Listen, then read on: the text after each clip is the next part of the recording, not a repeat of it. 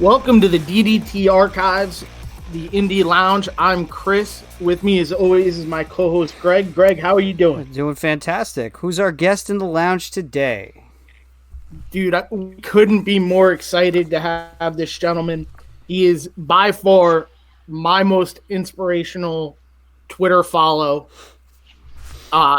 Today we get to speak to Jaxon Stone. How are you, Jaxon? Yeah, I'm doing good. How are you guys doing? Doing very well. Very great. well. Thank you.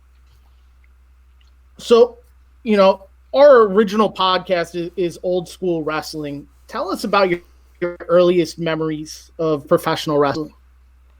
Oh man, I'm a real late bloomer to the party. I don't know a ton about old school wrestling, but I'm learning as I go. Especially through my roommate Andy Dalton. But I first saw wrestling in 2006, which was the summer before I went into high school. And if you remember the feud that John Cena and Edge had going into SummerSlam 2006, so the first thing I ever saw was that segment where Edge is cutting the promo in the ring, but he's like in John Cena's dad's house at the same time, like while he's talking about being in John Cena's dad's house, and then he slaps him in the face. And I was like, okay, what's happening? And then, I just watched the rest of the episode of Monday Night Raw. I don't even remember what matches I saw after that. I just was like, yo, this is really cool. And then I told my mom about it, and she bought me the pay-per-view. I think like maybe a few weeks later when the feud like culminated. And then I became pretty much obsessed. It was before the WWE Network, obviously, so my parents bought me like as many DVDs as possible. I got the SummerSlam anthology, the WrestleMania anthology. I'm still trying to catch up on all the wrestling history I've missed, but since then it's kind of been my thing. That's great. That definitely was a huge feud. You're a little bit younger than us, so I was 26 at that point, and it was definitely a fun feud. Edge is one of the best entertainers in the world, and we're big time John Cena fans as well. So yeah, I love John. So you're a big baseball guy. I see that obviously from your Twitter, but also, I know you played some college ball and then played in the Braves organization. Tell us a little bit about that. Baseball was my first love for sure. My grandpa, my dad's, my mom's dad, played pro ball as well. And, basically my earliest memories are playing ball with my grandpa and my mom. My mom was basically the one who drove me to all the tournaments. At some points in my middle school and high school life, I was on 3 or 4 teams, playing as many games as possible. And ended up playing Division I ball at South Dakota State. Thought I was going to get drafted because I had a really good run there at South Dakota State, but didn't get drafted, unfortunately. That summer I went to 3 different tryouts with the Braves and got like this weird contract to play like 1 month in their super low A ball team, but I never really got an at bat or anything, so it doesn't really count much. But yeah, and then I always told myself I was going to play baseball until someone told me I wasn't good enough, because I always knew that I wanted to wrestle. And kind of when I got that, basically when I was done playing ball, I was kind of relieved, to be honest. Like you work hard at something from basically age 5 to age 22, and I had a lot of great moments, but like I was passionate about something else, and I wanted to move forward with my life, and so I made a quick pivot and moved back home and started wrestling training. That's great. South Dakota. Let's talk about that for a minute. That has to be brutal in the spring. It's got to be cold as all hell. Oh man, yeah. So basically, our spring season, right? You can't play. We like college ball. We couldn't really play many games at home, obviously, because the weather is terrible. Like before season started, I'm walking to class in like negative 45 degrees. I'm like, why am I here? I'm from Texas. This is not okay. We tried to have home games. Like I remember us trying to have our first home game in May, and we were shoveling snow off of our field. I'm like, okay, someone's got to get me out of here. What's happening? But like the cool part is we traveled for like 90% of our games, like we were doing 18-hour road trips, like on the regular every weekend. We would leave on a Thursday, come back on a Monday, hit 2 days of school, and be back on the road again. Which I think obviously prepared me for the long roads of Indy wrestling. But going to South Dakota State was a huge shock, but it ended up being like the best 4 years of my life. I made like my best friends in the whole world who we're still super close. And I never visited the school or ever went to South Dakota State before I committed. Like I committed on the phone call. The very first phone call, I talked to the head coach of the team. He's like, "Yo, you want to play Division I ball?" I was like, "Duh, where do I sign?" He's like, "You don't want to see the school or you want anything about the?" No, I was like, "No, dude, let's go." Fired up. Sign me up. I want to play ball. The traveling had to have done wonders for team chemistry. Amazing. We played this game on the road called the odds game. I don't know if you guys are familiar with that, but it's basically someone says something like, for example, odds you wear a baseball helmet for the whole 18-hour road trip. And so say I'm asking you, you would say a number between like 0 and 100. Obviously saying 100, that means you don't want to do it at all. If you say 0 or 1, that means you just want to do it. So say we say 50, I say 50. And we both say 3, 2, 1. And if we hit the same number, you got to do it. So yeah, things got a little out of hand on the road. At some times we got yelled at by our coach a few times, but it built up a lot of team camaraderie. And that's one of like the huge things that I love about team sports. And actually it's one of the things I thought that I was going to miss when I got into pro wrestling.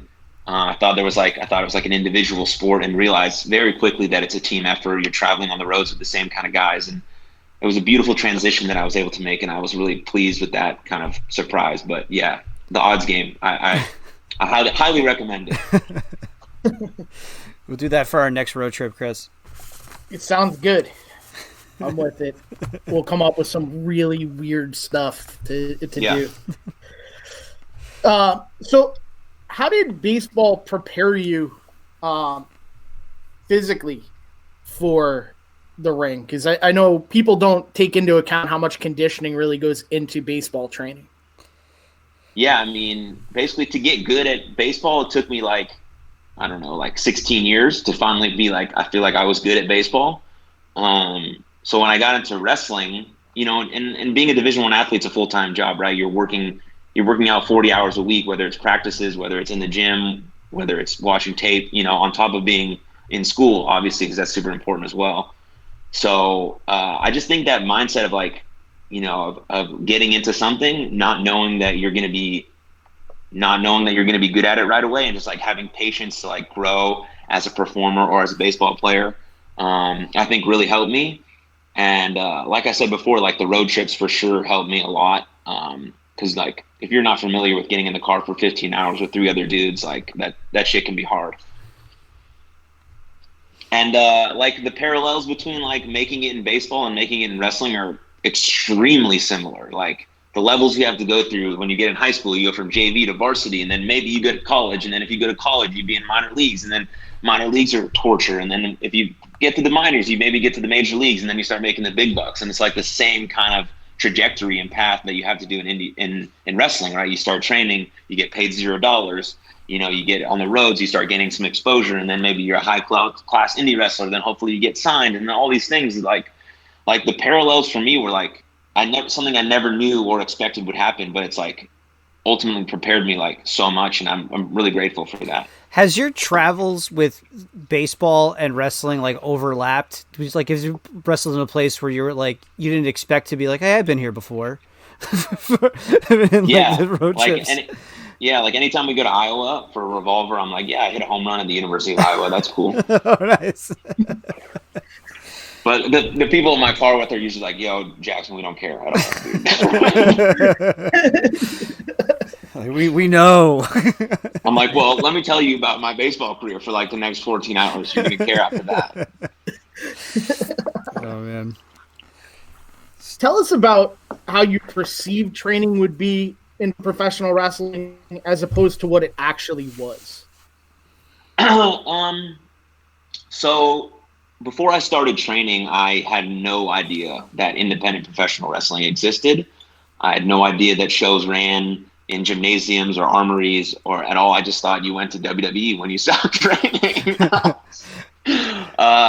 And so, so I never heard any like the horror stories of like back in the day, how training was, how you got beat up, or like all these things that used to happen that I don't think happen as much now. Hopefully not. At least it did in my training. So when I walked into training, I was just like, yo, I'm going to work really hard. This is what I want to do. And so I didn't have any like preconceived notions. It was cool, like being, cause the school I trained at was in Bedford, Texas. It's like 20 minutes outside of Dallas. And they run a show every week, like the school and the show are like joined, obviously. And so when I started training, I started doing security at the shows, and it was like, okay, so this is not WWE. People still wrestle all the time on the weekends, and like the shit's really cool. So that opened my eyes to a lot of different things. And then I started, and my training was like it was really great. Like I don't have it, like, I feel like everywhere I've been, whether it be out of the country, across the United States, like my training holds true. And I give a lot of credit to my trainer, his name is Stephen Kirby. He's the owner of MPX.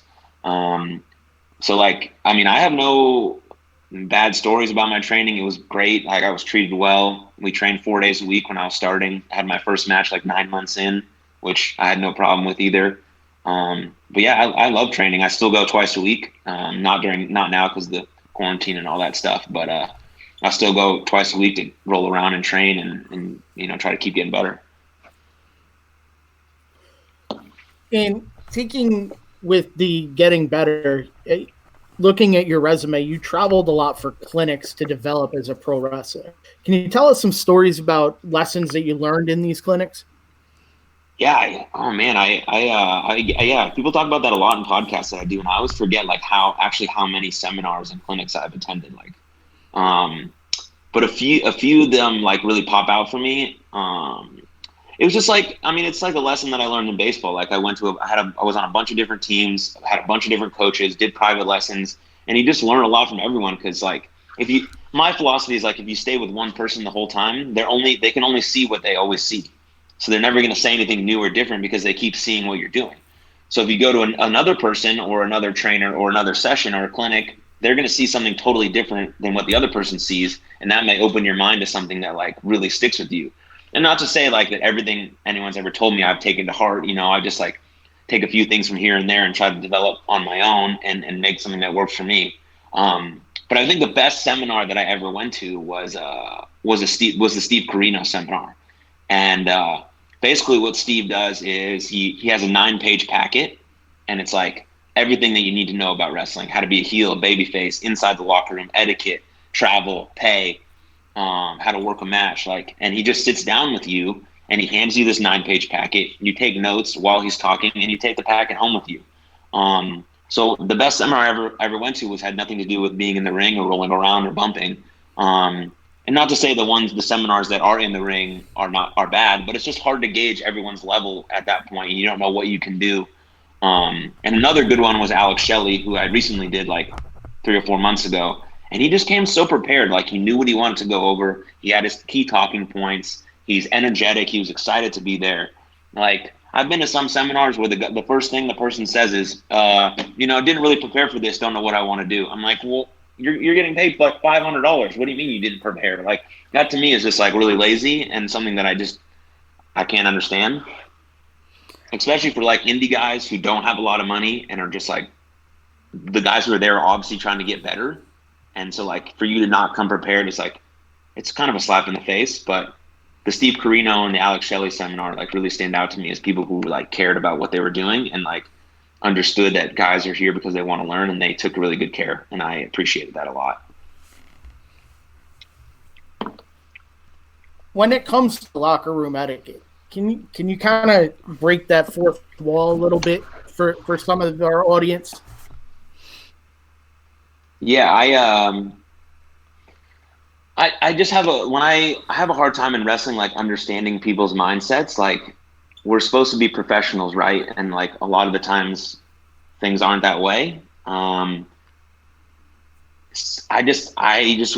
don't know. I have a hard time articulating this, but I just feel like locker room etiquette can just be like one person speaking to another person. Like I know we're all wrestlers and we have egos and stuff, but it's like, we're all on the same page. We're all doing the same show. Like just treat each other with respect. Like, and you just, Like, so I understand the handshake thing. I understand where it comes from, but like some people take that a little too seriously. Like, oh, this guy didn't shake my hand. He's done wrestling. Like, man, I saw you yesterday. Why can't I give you like a head nod? What's up? Um, but I just feel like wrestling etiquette, like if we're gonna treat a business professionally, like I think we should, because a lot of guys do. That's how you make money, and that's how you gain exposure. You treat it like a profession, and you get your bookings professionally. You send out emails professionally and booking inquiries, and you go to shows and you help out. And I think the locker room and the backstage stuff can be that way too. And not to say it isn't. I've been in amazing locker rooms with amazing people, especially like guys who are veterans who are helping out the younger guys. But I think it's like, I mean, it really goes back to, what my whole message is, that like, we're all just people, and we love wrestling, and let's just treat it as such.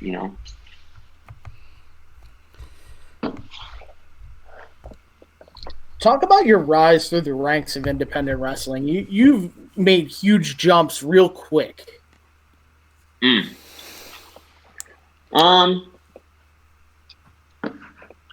I just, I caught on to wrestling fairly quick, which was really cool. But I just always knew that once I figured out what indie wrestling was, that I wanted to travel. And so I just kind of put myself out there. Like, I have a thing that I say, like, you can't jump if you don't leap, or you can't fly if you don't jump. And so that's basically what I did with my career. I went to Germany really early in my career. I paid for my way out there. Yes. And for some reason that's like looked down upon in pro wrestling, paying your way out somewhere. But people think that like if you fly yourself somewhere, it's less cool than if you drive yourself there, which for me, that didn't make sense. Why would I going to spend 3 days driving and the same amount of money on gas while I can just fly there? Again, you can't drive to Germany, but you understand my point. Yeah. Yep. And then like, going out there got me 2 tours, got me to feud with Ring Comp. And I think that really kind of pushed the envelope for me. And then meeting David Starr out there was like a really big influence on me. And he's been a big help in my career. And he was living in Philly at the time. And that was a hotbed for indie wrestling at the time with all those schools out there. So then decided to just fucking move to Philly and train at CZW and work at Chikara and try to go to the Ring of Honor school and all these different things, and work for Beyond and Limitless and all these cool places. And I like it and I care about it. And I don't know if I'm a big deal on the indie scene. I don't know. I've done some cool matches and some cool stuff, but I just feel like you can't get anywhere in life if you don't take any chances. And a lot of times I've fallen flat on my face, and I think that's pretty cool too, because you got to talk about those failures, because everyone deals with failure, and like, it's not a permanent defeat unless you stop trying. So I just kept going, and I feel like it's gotten me pretty good, and I make a good amount of my income from pro wrestling and indie wrestling, which is really cool. Obviously not right now, but that's another subject. Yeah, I just, and I'm going through like a bit of a character change right now, which I think it's a cool transition for me. And it's been really cool to kind of see it come together, and yeah, I'm pretty excited for the future and stuff. So how you mentioned? Go ahead, Greg. No, so just going by your experiences overseas, what were some of the crazier aspects of the crowd differential between, obviously you worked in Philadelphia, and we know about we're Northeasterners too. We're New Yorkers. We may not like Philly. We understand. So how is it, maybe on a level of passion overseas for fans? Yeah, besides like the big indies in America, like, the ones that everyone knows, people in Europe, like, they go to wrestling shows strictly because they want to have fun. And you can feel that energy. Like, they're not going to like hopefully they see a bad match. They're not going to hopefully they can shit on something. They're going strictly because they want to have fun. A lot of them don't even like know wrestling exists before they walk in the building, because a lot of these venues are located like in cool parts of the town. There's like bars located next by, where there's like cool shit happening elsewhere, and they just kind of stumble into pro wrestling, and they just like see that fans are vibing, they're drinking, they're having fun, the wrestling's really dope. And I just feel like they just like really like wrestling, and it shows through how much they care about the wrestling that's actually going on, and they pay attention to it. And a lot of the venues, like all the fans are like super close, especially at WXW. and like Rev Pro, the ones that I've done kind of more often than not, they're like close to the ring, they're slamming on the ring, like kind of the Beyond vibe, and it's just like the atmosphere is cool. And if I'm having fun and they're having fun, everyone's having fun and people feel good and you can feel that energy, and it's a mad vibe.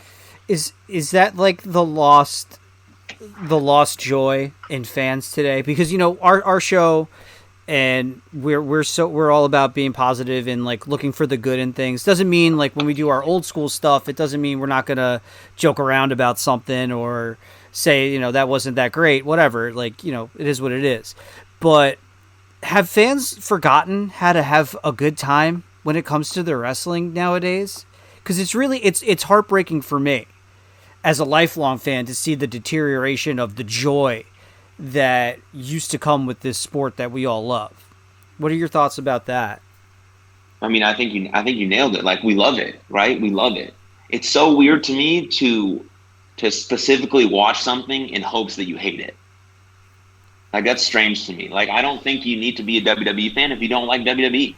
Like, you don't have to like everything, but like, if you're gonna go to a show, like, at least have the open mind that you're going to try to enjoy it. Like, some stuff might not be for everyone, like a comedy match might not be for everyone, or like a big man, or whatever match type it is. It might not be for everyone, but at least have the open mindedness to try to enjoy it. And then really don't talk about the stuff that you didn't like. Get excited over the stuff that you did like. Put that over. Put those wrestlers over. Talk about those guys who are busting their butt to put on a performance for you. Whether you like the match or not, the guys in the ring or girls are still like literally giving their life to try to perform for you. And I think like understanding that overall concept will allow people to enjoy it a little bit more. But I mean, I totally agree with you. Like, you see, like, after every WWE pay-per-view, there's like threads of people who are just bashing everything. Yeah. And I understand some of those people, that's their job too, which I get. Like, they're journalists. They're supposed to critique the good and the bad. People do that in real sports too. Like, I totally understand that side of it. But if you're just a fan and you don't like WWE, you don't have to watch the pay-per-view, or you don't have to say anything about it, because if you do watch it and you're surprised by how much you do enjoy it, that's going to change your outlook a little bit. Well, that's the thing. It's all about like emotion and whatever you get out of it. Like, I watch something and I'm just like, okay, I know that may have not been the best technical match that I've ever seen, but damn, it made me smile. Like, yeah, that's awesome. Like that. And I remember there was a show, and we talked about John Cena earlier. I was at a Madison Square Garden. It was a house show day after Christmas, and the main event was Cena against Roman Reigns. And the crowd is obviously split, but it's like it's almost like they didn't know who they wanted to cheer or boo or both. And it was just like, but there was this steady buzz. And I'm like, you ungrateful bastards, you're getting a WrestleMania main event on a Tuesday night. Yeah, here I'm sure they went in like, too. Like, and it's you know what? Like, no joke. I've seen 100 matches live in my life. It's one of the best ones I've ever seen, easily. And it wasn't on TV. There wasn't like the lights were out in the arena, the one spotlight on in the middle of the ring, and they tore the house down. And it was just like, and the chants, and I was starting to get upset because I'm like, you don't even know what you're seeing right now. Like, you don't get it. It's so sick that you saw that, though. I've never been to a house show. Are house shows cool? House shows I find them better than. When did we go, Chris? Last year? We went last year. My wife did a real solid. She hit up her cousin for the luxury box at the Garden, and I got to bring 13 of my best friends, including my father. That's the coolest thing I've ever heard. Yeah, and my two nephews, and it was just absolutely awesome. They had a bunch of the NXT guys up, so we saw. I think there was Matt Riddle, Ricochet. Oh, it was a 10-man tag. It was out of control. A 10-man tag match. It was just the whole thing was incredible. It's just fun because people, they don't have to stay as strict to their character as they do on television, so you get to see them actually enjoy it. We also went to Jericho's 25th anniversary show, which was originally just a house show, and they decided to put it on the network, so it was kind of a halfway, and that was awesome too. Don't get us wrong, we've both been to multiple WrestleManias, and that's an incredible experience, but it's not a legit like New York crowd because you have everybody coming in for it. Yeah. As opposed to going to the Garden and seeing it on either a Raw, SmackDown, a house show where it's an actual New York crowd. And just to show you how like sometimes disingenuous like the Twitter people are, that night at the Garden, Vince came out. Wasn't announced to be there, just came out, and the place erupted. Not a single boo. His music hit. Vince McMahon came out, not a single boo. He got a standing ovation at Madison Square Garden. Like, that's so cool. Like he was that like, sounds, that whole thing sounds amazing. Yeah, like I honestly, I'll tell you, for your money, I would by far go to a house show above a Raw or a SmackDown. Maybe not like a big pay-per-view, but like I would pick a house show over because they're economical and there's always surprises, especially in the big city shows. And we're lucky. We're 25 minutes from Madison Square Garden. Like that's the greatest greatest place to see anything anywhere. Yeah. Yes, I'm biased and I don't care. It's the greatest arena in the world. I'm not from New York, and I don't think you're biased. That arena is awesome. It is, and it's like we went to WrestleMania 20 there. We went to Survivor Series 02 there. Like we've been to a bunch of crap, and it's like it's the best place to see anything, and it's just funny how it's wrestling at its purest form because it's not TV. There's not the big long breaks. There's not like the big gaps between matches. You just kind of like one after another. It's a 2.5, 3 hour show, and you're just like you leave and you're just like that was like oh my god. Like I wish there was one of these all the time. And bringing us back to indie wrestling, that's what you get. When things open back up, you can go all the time and get that same vibe. That's what I'm saying. Yeah, you can see the guys in the ring like just enjoying being pro wrestlers. And that's cool because that's what majority of guys in WWE obviously fell in love with pro wrestling first. Some of them are just kind of got the job because they were athletes or whatever it is. But that's the exact vibe you get in an indie scene. It's close, it's intricate, it's tight. You can see the love that everyone has when they go into the ring. The energy is hot. So that's cool. That's amazing. Yeah, it definitely is. The one match, and I'm not mistaken, Greg, correct me if I'm wrong, but when we went to that Jericho show, you had Lesnar face the Big Show. Yes. And Lesnar on a house show doesn't show up. Like, you never hear about that. But the dude actually looked like he was enjoying himself. Like I'm sure, yeah. As opposed to the guy he's on TV all the time, super intense. Like, he cracked a smile. And Big Show just being larger than life. It's so awesome. Big Show always looks like he's having fun, dude. Yeah. Have you watched his show on Netflix yet? I watched episode 1 with my mom, and she loved it. So we're gonna watch the rest of it together. But yeah, dude, it looks hilarious. I watched it with my wife, and we binge watched it in a day, and we were both so disappointed that we did, because then it's like, what do you do now? Yeah, I'm so happy that it's good, dude. Big Show seems like he's got great comedic value. Oh yeah, 100%. I love that guy. So let's kind of circle back a little bit, focusing on the fans. You brought up when you were in Philadelphia that you were in Chikara and you were in CZW. They could not be two polar opposites. How did the fans differ between the two shows? How does it change your character? Well, I've never wrestled for Chikara. I only trained there a few times. Because my roommate at the time was Wheeler Yuta, and he trained there a bit. So we kind of just went to I just went to a bunch of random sessions throughout my time there. I never got to wrestle on any shows for Chikara. Which I'd still like to. It seems like a sweet place because they have a lot of unique characters and like some cool stuff always happening there. But just like knowing that vibe and then like being at CZW, which I wrestled for a few times, is completely different.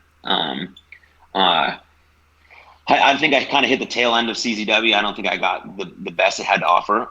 But it was still really cool to be there and wrestle in CZW. But yeah, they're totally different. But you try to tailor your, I don't want to say act, but kind of what you're doing to appease the fans. But I mean, some people don't agree with that. They're like, you shouldn't change what you do. You should make the fans change for you or whatever. I don't know, whatever people say. But I think it's important to try to go out there and give the fans something they enjoy. So if you're just going to like do something that you already know they hate, like that doesn't make sense either. But it was really cool actually to wrestle at CZW. I enjoyed my time there for sure. Awesome. Greg, you have other wrestling questions before we transition to the stuff that I've been super excited to talk about with Jaxon? No, we're good. We can move forward. So, as I said when we introduced you, you are by far my most powerful follow. Thank you. The message you convey to people.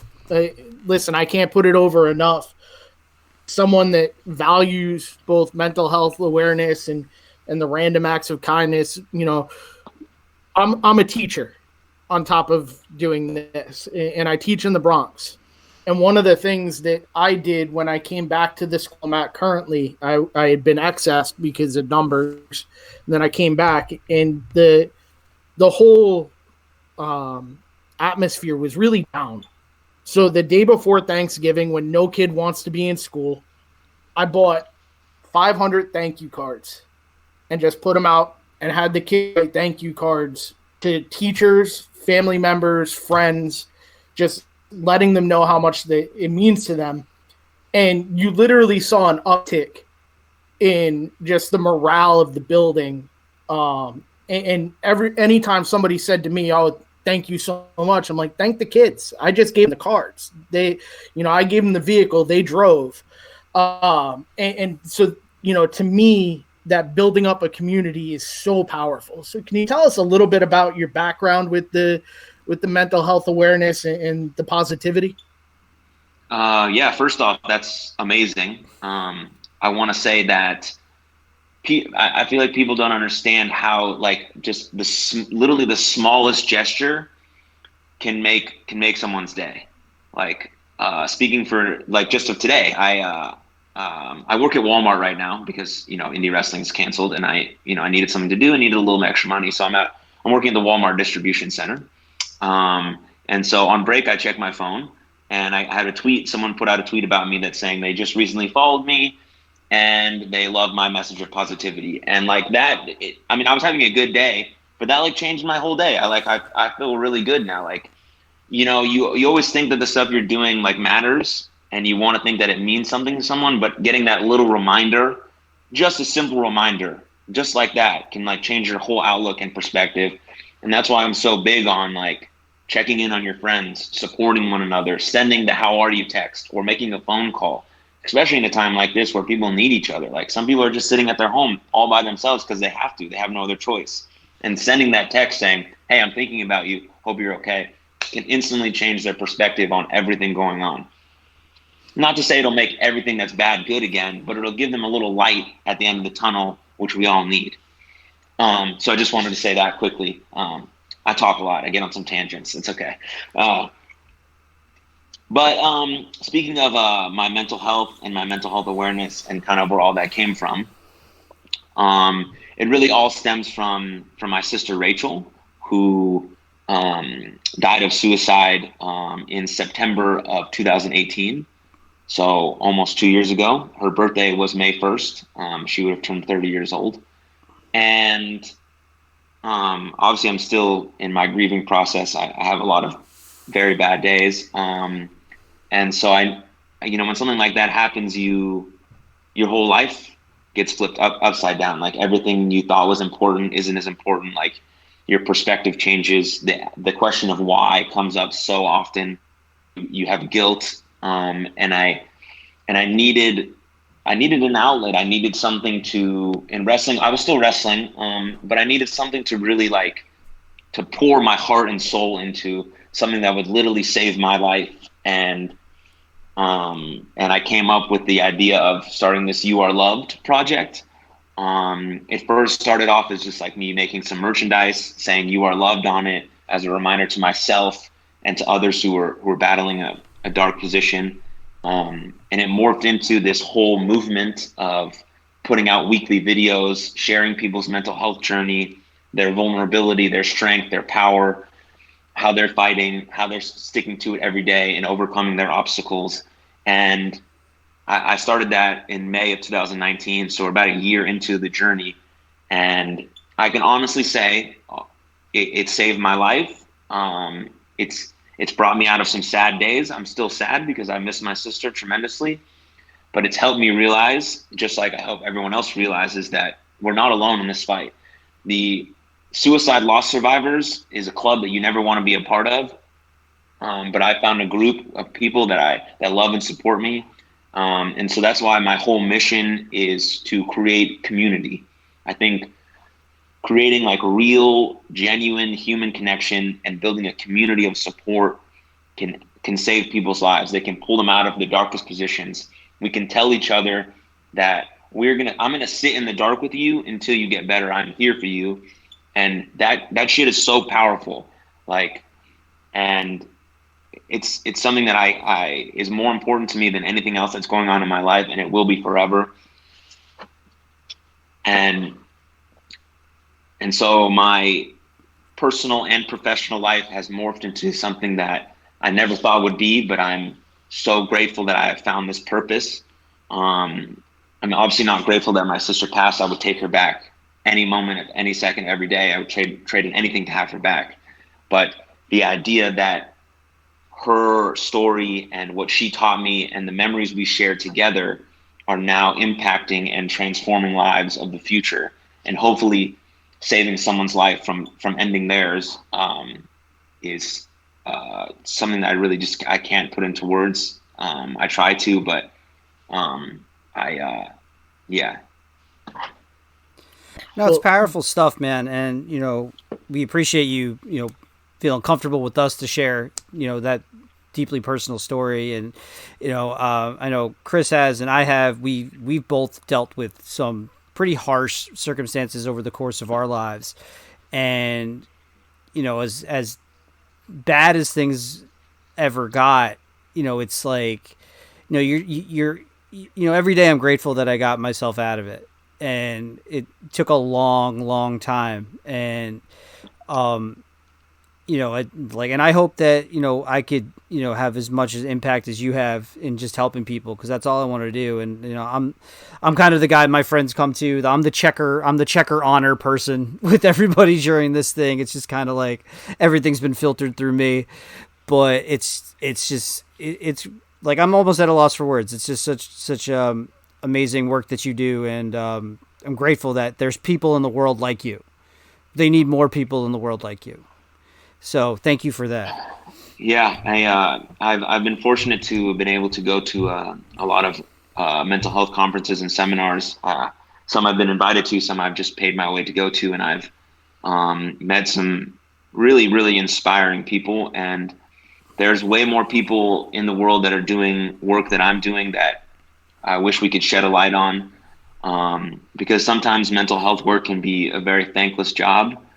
But just like today, when someone randomly tweets me and says your message is powerful, or you guys saying that, it changes it makes you want to keep going. Just like you're checking in on your friends, letting them know that you can keep going. It's super important for us as the people of compassion, the people of checking in on people, are also taking care of our own individual experience. I think something that's like really important to mention right now, especially during this really difficult and uncertain time of quarantine and stuff like that. And I think something that we have a lot of trouble with, like just in daily life, is like comparing our pain to others.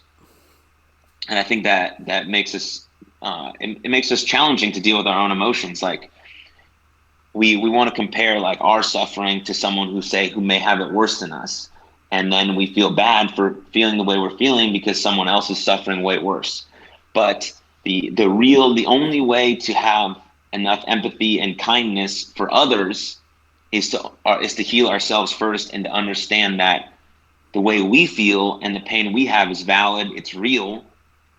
And then we figure out our own individual experience, and then we have an openness and an empathy and a kindness to then understand that some people may have it worse. And that's super important right now. And I think that's something we can take forward with us when we get back to whatever our new normal is. But like, yeah, it's just like, I don't know, like simple gestures is really, simple kind gestures go such a long way. Like obviously with the thank you cards, like it changes the mood in the room right away. And it doesn't have to be any grand gesture. Like, and today happens to be Giving Tuesday, right? And everyone thinks that on Giving Tuesday you have to give money. Well, a lot of people don't have money to give, especially right now.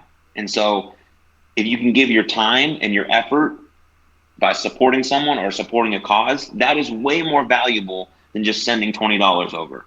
And I hope people understand that it kind of goes full circle. Like, love the stuff you love and talk about it, because if you love something, scream about it, talk about it, share it. It's a positive message. People want to hear it. It impacts people. For sure. It's first off, we're real sorry for your loss. Obviously, I know I messaged you privately the other day when I saw your post about your sister. I think oftentimes we have to get past the stigma of mental health for people to understand. You can be a millionaire, you could be a homeless person. Everybody has a mental health, and everybody's gonna have ups and downs. And to one person, what could seem like a catastrophe to somebody else can be a little molehill. And the reality is, not everybody, like I know personally, and Greg can attest to that, the world could be falling down around me and I'll pick everybody up. But something small happens and it'll crush me for weeks. It's kind of one of those things that everybody's very different.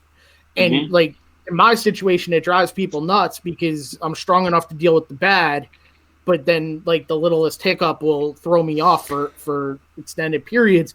But it kind of, in doing that, I think it's made me a better teacher because I know how to, kind of approach students. Like I remember a couple of years ago, I worked for a boss that was like, you can't talk to these kids about your mental health situation. I go, they can't know that I have anxiety, that I get nervous, that I'm scared at times. I would think you would want me to share that with them so that they know they're human. So it's very interesting to see how people react to it. And there is clearly still a stigma that I feel we really do need to eradicate over time because, everybody's just a person, regardless of who they are. Yeah, you nailed it. You nailed it. Like, I think it's beautiful and admirable that you would tell your students that, because there's going to be multiple students in your classroom that feel the exact same way as you. And now they see you as a person who's a teacher who's successful, and they think to themselves, oh, I can do that shit too. He feels this way sometimes, but he still overcame. And that's a powerful message to send to young people. And the idea that people think the word mental health is like a dirty word. When they hear mental health, all they hear is like, oh, that's a sad person. Oh, that person's depressed. But really, mental health encompasses so much more. It encompasses how you deal with bad days, how you overcome heartbreak, how you overcome failure, rejection, tough criticism. Like, all these things encompass mental health. And I like to call it having emotional agility. I think that's a beautiful way to put it. Obviously, there's more severe forms of mental health conditions, right? When you have severe depression or anxiety or OCD or bipolar disorder. And all those things deserve love, care, and treatment, just like any other illness would. But the idea that we need to focus on our thoughts and our feelings just as much as we do brushing our teeth or exercising, and can be on the same playing field, I think is very valuable and important. Absolutely. So I kind of want to end this on a little bit of a lighter note. And again, Thank you so much for being so outspoken about this, because we definitely need more of that. I hope I have the strength to do it as well. You're tweeting about coffee for 100 straight days. Oh man, yeah. Tell us about that. Oh, dude. So I randomly, we're in quarantine, right? So I'm on Twitter all the time. I'm on Twitter all the time regardless. But I put out a random tweet that I said I tweeted about coffee for 47 days in a row in 2019. I don't know if that's true or not. But someone commented and said that's lame, dude. I thought you could do better. And so, being the competitive athlete that I am, I clearly took that as a challenge, and so I started this 100 days of tweeting coffee. And it turns out it's actually really, really hard. It's actually really hard because I'm not trying to just put out a tweet that says, yo, I drank coffee today, even though I've done that because I've gotten uncreative and I couldn't think of anything else better to put. But Yeah, it's entertaining me. I think it's entertaining a lot of people. I mean, I do drink an absurd amount of coffee. It's probably not healthy. It's fine. It's good for you.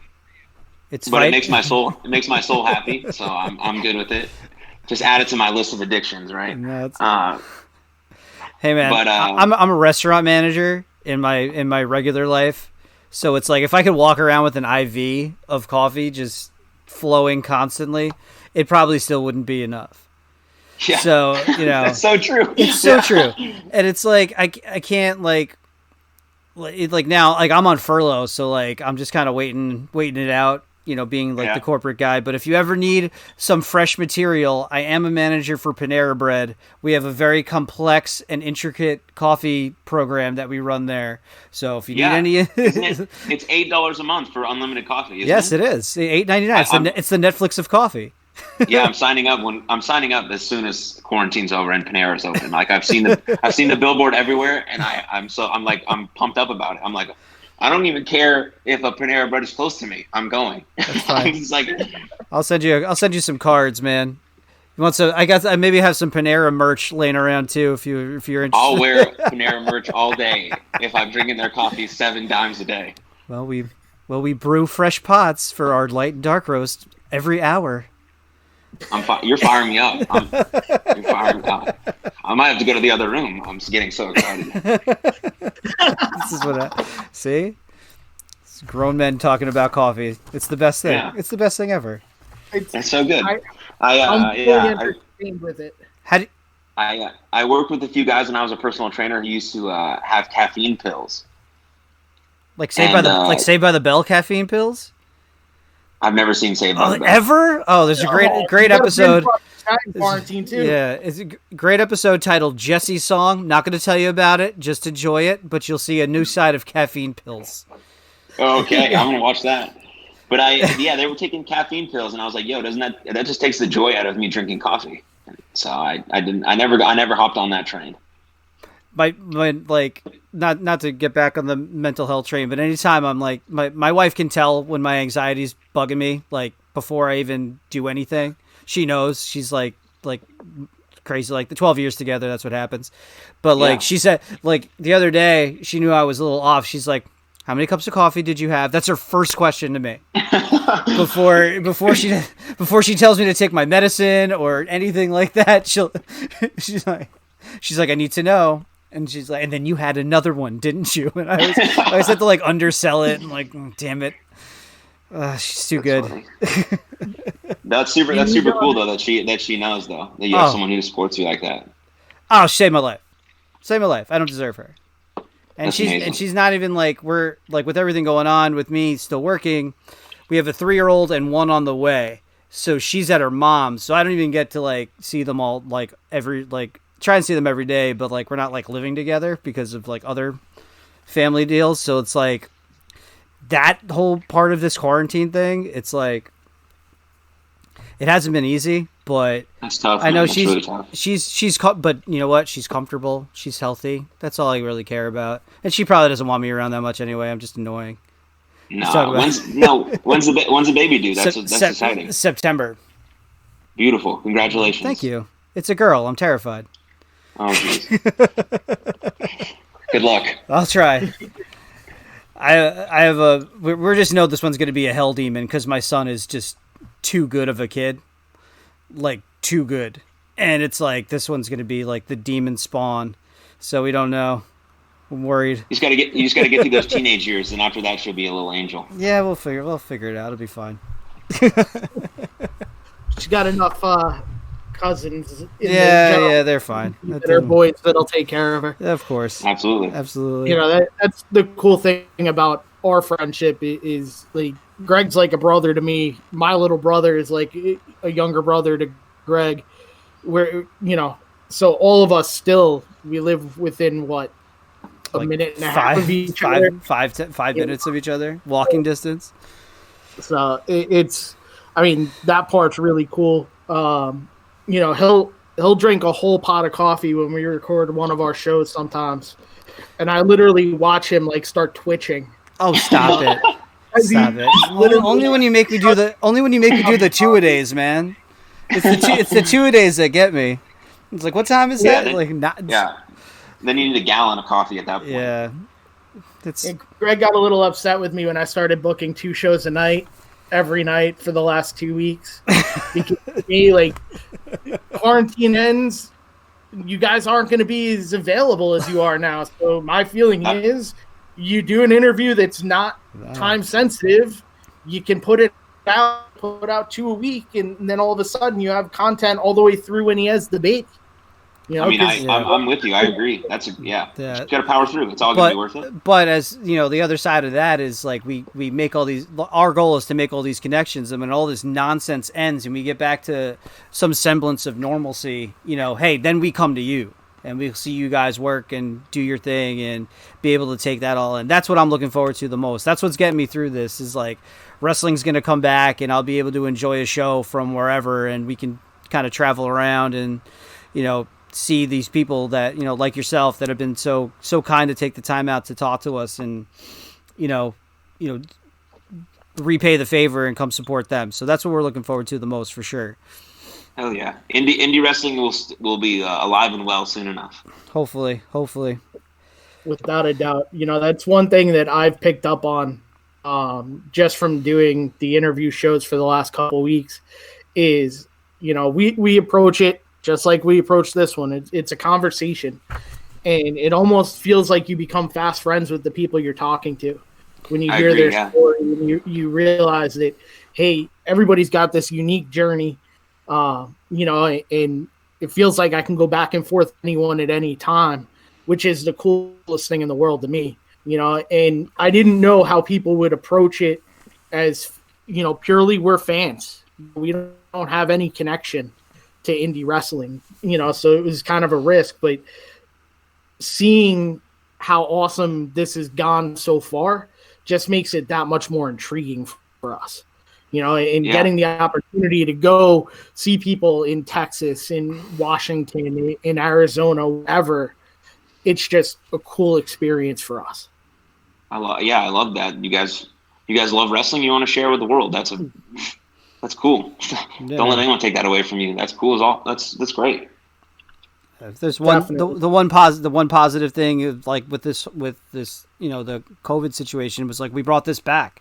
This was kind of our way to get out some of that energy that we haven't been like at work all the time, or, you know, just bogged down with life. It's just like, hey, you want to bring the podcast back? Let's do it.